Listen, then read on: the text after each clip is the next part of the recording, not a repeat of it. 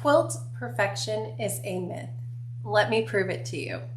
We are all humans, and humans by nature are imperfect people. So if we are imperfect, then why do we expect our quilts to always be perfect? And the thing is, our quilt does not have to be perfect to be beautiful. And I'm going to share with you 3 different quilts that I have here that I have made at different stages throughout my quilting journey. And all of them have so many imperfections in them.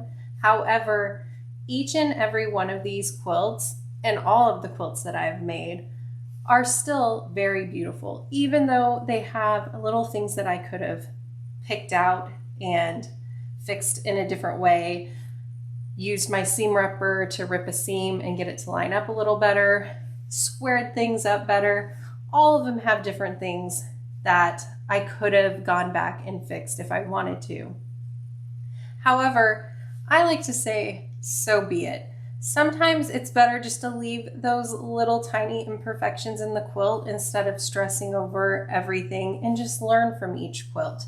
So let's take a closer look at these quilts, and let me tell you, as I sit here and point out all of these different things that can be thought of as imperfections, we're going to look at the quilts as a whole, and at least I think each one of them is beautiful, especially as you look at it as a whole rather than focusing in on different little aspects of the quilt. So let's come in for a closer look. All right, so here's the first quilt I want to show you. And trust me, it is so hard to point out all the flaws in this quilt because when I really look at it, it is an amazing quilt. It turned out so good, and it is really fun to look at because all of these colors pop. It's a batik quilt. Now, something that is pretty obvious when you start really looking close at it is that a lot of the points don't meet up. This was the first time I really worked with really small pieces. So yes, it was pretty hard for me.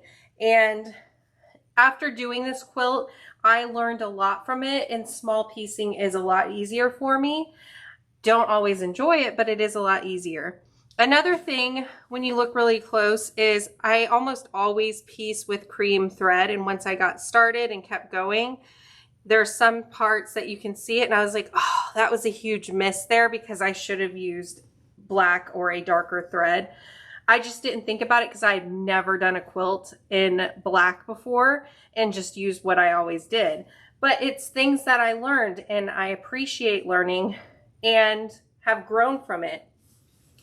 So when you look at this quilt as a whole though, you don't see all those small things that I noticed as I was putting it together and really bothered me. When I stand back and look at it, I really think it is an amazing quilt. I would love to make this pattern again and see how much I've learned from it and make it maybe a little more accurate and meet up a little bit better.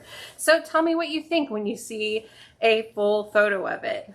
So this quilt that I want to show you next is the first quilt that I really did a lot of free motion quilting on.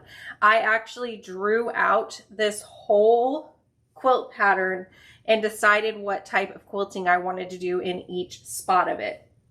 So if you look around, you'll see like I did circles through the sashing, and a lot of them kind of look more like ovals and aren't perfect circles. A ton of my lines that I did aren't very straight. My stitches go from smaller to larger and change a lot. My wavy lines are pretty off along with, you know, the straight lines here. But when I look at this quilt as a whole, I am so proud of all the work I put into it, how everything turned out. And it honestly really looks very good if you were just looking at it as a whole rather than coming in and focusing on all those different, you know, little mess ups. So just a note to take away.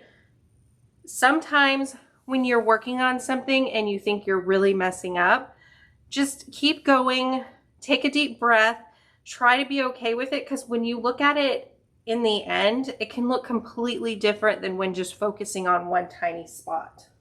All right, so I know I've showed this quilt before on my channel. It is one of the very first quilts I ever made. I made it when I was a teenager, and I absolutely love this quilt. I actually cut it all out from just a paper square that I cut out because I didn't have a rotary cutter or any of that stuff yet. So all of these jean pieces are just cut out from a template that I made myself. And because of that, they weren't all the exact same size. So there's a lot of spots where you can really tell that everything's not meeting up. But this quilt is so cool because it has all these different pieces of the jeans. I kept everything in it. Wherever I was cutting, if it got half of a pocket, I kept it like that. And there's parts that I cut out intentionally that had embroidery on it that, you know, I did do that on. But it's a really fun quilt to look at. And I've never had anybody who has looked at it hanging over a chair in my house or anything like that really notice all the points that are off on it. And one of the fun things I like to show when I'm talking about how just take the knowledge that you have at the time and make something, because trust me, I think you'll be really proud of it when you finish it. And this quilt actually took me a while to finish because I, you know, had a lot to learn still. There was a lot of bulk in a lot of places in this quilt, and my machine could not sew through it.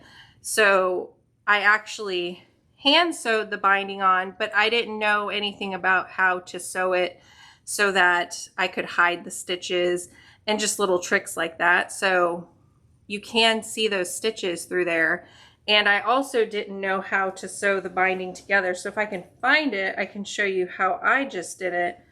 However I felt like it. And it's so fun to look at because it's fun to see how far I've come and what all I've learned in quilting from when I put this quilt together so long ago. So I just sewed the binding up over the top of the side that I started and stitched it in place. I kind of tucked the ends under and stitched it in place. But look how long it took me even to find that, even though I knew it was there. Nobody is going to harp on small little things on your quilt, so you shouldn't either. It is okay. Just keep growing, keep learning, and so be it. Just have fun with the process instead of focusing on all the tiny little things that in the end, when you look at it as a whole, nobody will notice. All right, you guys, let me know what you think. Let me know if it's something you need to work on or that you have already mastered just letting go and enjoying the process. Thanks so much for watching, and I'll see you next time. Bye.